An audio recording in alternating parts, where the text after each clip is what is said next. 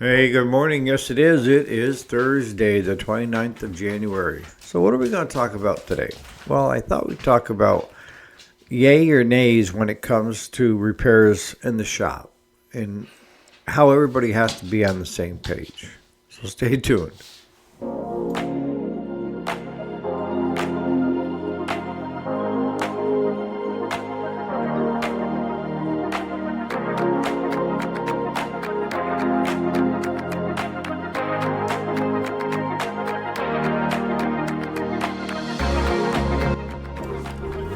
Alrighty, welcome back to the channel. My name is Eric. If you didn't already know it, and yes, this is the weekday, Monday through Friday. Today is Thursday, the 26th of January of 2026. We're almost the 29th. We're almost to the end of the month here.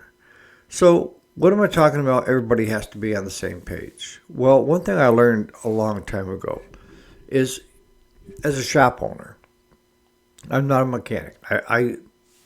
I'm very vocal about that. I can get enough to get myself into trouble, but please don't take mechanical advice from me. That if you have the right people in place, all right, and you've got a good employee that's a mechanic, and the worst thing you can do in a shop is micromanage, all right? Either you have trust in that person or you don't. And if you don't, get somebody in there that you do.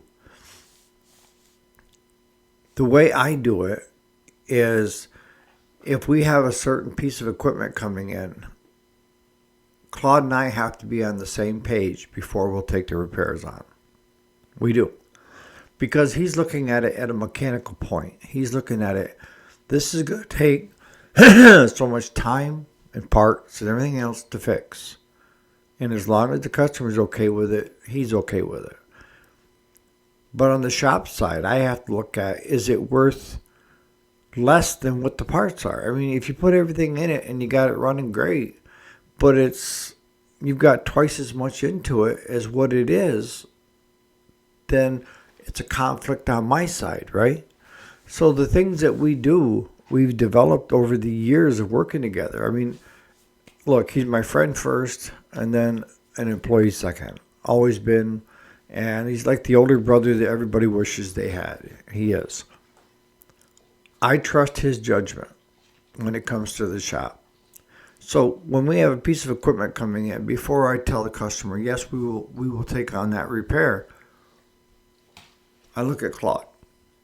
And if he's doing the cross sign, that means no, not a chance. And some of the things that we've learned over time is, it's like the Mossy Moles. If you guys, every shop wants to be able to repair everything, right? The shop owner is like, yes, we can repair everything because I need that income. And the mechanic is saying, no, we can't. We can't do it and do it right. So if we're not going to be able to do it right, why even do it? Because you're going to just piss off a customer, which is totally true. So you have to develop early on. First off is if you're a one-man band, you could put a little puppet on your hand and talk to yourself or whatever. But from experience, is it worth the effort to do the job? Or do you find that you're shaving hours off the job to try to make it so that it's doable for the customer? And when I say shaving hours off the top, if Claude brings me something and I look at it and it should have only taken an hour and he's got 3 hours clocked on it and I'm trying to figure out where the other 2 hours came into, then it could be one of those deals where he didn't check compression till last because he got into a hurry and I'm shaving off those 2 hours. And I know a lot of shops and a lot of managers are going to tell me, but you can't, Eric. If your mechanic is on that machine, it's got to be billable. And Claude and I were talking about it yesterday when he used to work for a car dealership when they were doing warranty work and when they were doing the repairs on customers' machines and stuff. He had time cards on each customer when the vehicle came in. And the whole time he was on your machine, even when he was cleaning his tools and putting away, were on that customer's car. And he said he could remember at times where he would have three cars working back and forth on them, and they'd all be open at the same time. See, I don't agree with that. Maybe that's why I'm not a gazillionaire or even a millionaire, is because I treat people the way I want to be treated, the way I would hope to be treated, and not, ignorance isn't a bliss, okay? And a lot of people, when you get your bill for having a car repaired or a lawnmower or this or that, you just look at the bill and you say it is what it is. And you suck it up, right? But what I've found with me in the past is if I get a bill and I think it's high and they can't explain it to me why it's so high, I'll pay the bill, but I'll never come back. And I won't have a good thing to say about them, so I won't say anything about them. Whereas, even if it was a high bill and they could explain it to me, where I could understand it, then okay, it is what it is, all right? And I don't have a bad taste in my mouth. But if somebody sits down with me when I first come in to pick up my car and tells me this is what we did, and this is what's under warranty, this is what's not, yada, yada, yada, and they treat me fair, I will be back every time. That's the key. If you're going to be in business, return customers are your bread and butter, all right? They take the least amount of effort to keep. Just do your job and treat them fair. They'll keep coming back. And the best way to advertise is word of mouth. So that's your customers talking to future possible other customers, right? They hear somebody at a party say that they had a terrible problem with the lawnmower. They can't get it to run this time. Go see Eric. Go see him. And that's how we get the bulk of our business. But getting back to, you have to be on the same page. If you're a one-man band, you're just going to have to go from wisdom, from history of doing stuff. And that is the job worth taking on? Because I'm telling you right now, not every job is worth taking on. Just because it's work for the shop doesn't mean that it's beneficial work. Because you could be doing a lot of work on something and A, customer doesn't pay and leaves it in your lap. B, you get into it and you find out it's a lot worse. And C, your mechanic isn't skilled enough, or you're not skilled enough in that forte area that you should be into it. Yes, we have to learn, right? But as long as you have that understanding and you've got the extra free time to learn on a customer's machine as you're tearing it down, that's fine. But if you've got a lot of stuff out in the yard that need to get pushed through, you might want to pass on that job. And always have options for your customers. If I have like a Massimo come through, and which I don't, not anymore. We were the only warranty shop within 200 miles of us. Nobody wanted to touch it. The Yamaha dealership was selling it here 30 miles away, and they weren't even willing to work on them things. And they were kind of a clone of a Yamaha, is what they were, the Massimos. But the Massimos are a lot like the Predators. You got to come at it with a different mindset than you do a normal Briggs or Kohler or what have you.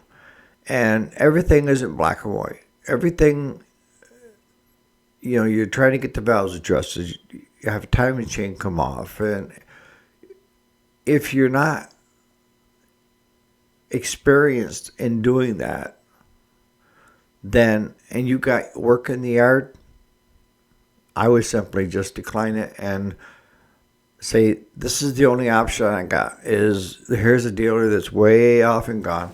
And from what I understand, he's still working on them. which probably he's not. There aren't too many people in this up around us that are willing to work on these things because they're not junk. It's just they're it's not normal mechanics. You know, having so much PSI on a compression check could be half of what a Honda is or a Polaris is. And that thing still runs. That's where it runs at its peak performance. And you're still trying to get it up over 120. You know, those things. The big thing on those things are the fuel injectors. You know, they get plugged up because there's such poor design. I was buying injectors by the 10-pack for those when we were doing the warranty work for them.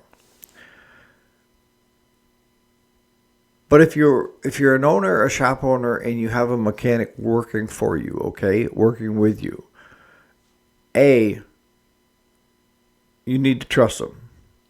That's all I can tell you. The last thing you want to do is try to go out and micromanage a decent mechanic or a decent employee of any kind, all right? They know what their job is, and they don't need you telling them how to do their job. And if anything, it's just going to blow up in everybody's face anyways if you go out that route. So if you go out with the mindset that I do with Claude is if I'm out there looking, I'm just throwing an extra set of eyes on something. And more than once, usually a few times a day, he'll come in and say, can you come out and take a look at this and see what you think? Because I'm coming at it at a different angle, you know, of is it worth it or not? And he'll find me a lot of times out there with my phone taking pictures when we're tearing clutches apart and stuff on tractors so that I can show the customer exactly what was in there to show that we did have your machine split and replace the clutch in it. Here's your old clutch, by the way. But if Claude is telling me he really doesn't feel comfortable about doing something, then I'm going to decline. I will. Because he knows the mechanical side of it. He knows how it can blow up in your face. And he knows that I am a not sucker, but, you know, he's like, you can't give shop hours away. You know, we're working. We need to get paid for it. I'm like, well, but, you know, this is what I look at. And if we end up having more hours than what the machine's worth, how can I build a customer for something that they should have been advised of a long time ago? You see what I'm saying? You know, so we had those conversations, and we had those conversations in the truck. Going to cardiac rehab. Today we're going to Tupper Lake, see my wife and stuff. So it's an hour and a half ride each direction.